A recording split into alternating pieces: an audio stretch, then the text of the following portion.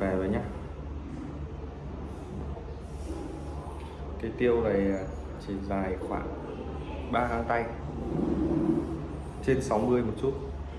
Lỗ định âm ngay sát đuôi này, và cái đuôi này hơi vảnh lên trước một chút. Đấy, cong lên mặt trước một chút thôi.